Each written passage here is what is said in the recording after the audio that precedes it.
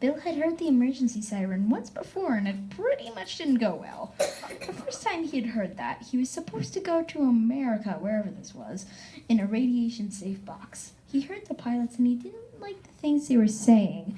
They said, "I hope this gosh darn war ends now. Wait, Mayday, we have been hit. I repeat, we have been hit by Soviets.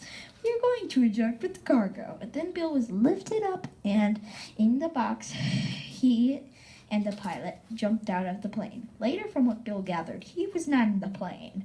Now, he was spinning, shaking, bouncing, anything he could think of.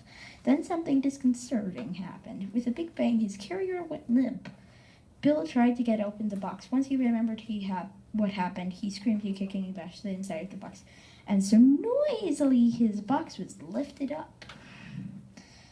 He bounced around and he was carried out of the facility. Then, with a couple of bangs, he was dropped. Cautiously, he lifted up the lid, and then he saw he was in the middle of a war. He tried to run through the fray. Then he heard a soldier saying, "What's that like? Could it be uranium?" Then he was punted into a ditch.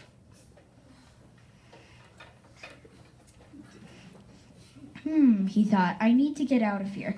Wait, I should first try to make a shelter and try to make some ideas." So he got some leaves and sticks and made a teepee. He still had a lot of sticks left over. Then he thought he should go to sleep, so he slept. So when he got up, he thought about how he could get out of the battlefield. So he foraged for materials. When he found some oil and matches, he had an idea. He thought that he could build a car or something like that. So he foraged for metal. And then he found something even better, a tiny toy car. "Yes," he said. So after a few days, he made a car he could drive. But then he started the car. He dearly hoped it would work. But it didn't. The front of the car exploded, and with hurried steps, he tried to put out the fire. So when he went to sleep, he thought of the men and the bangs and the planes until he fell asleep. When he got up, he thought about cannons and had an idea.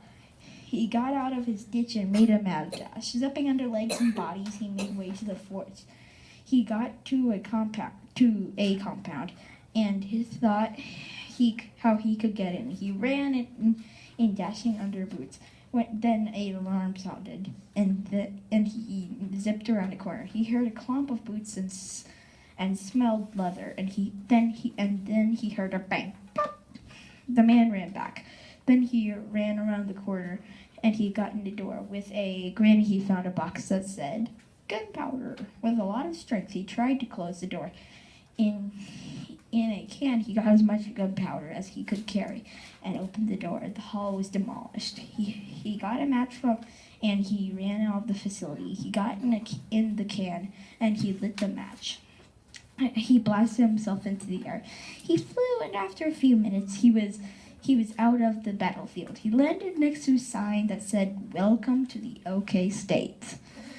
He smiled for the first time in a long time. As Bill got up, he thought on how he wanted to help people who couldn't help themselves. He thought of the hardships he had endured, and how he had been in the pit of the battlefield.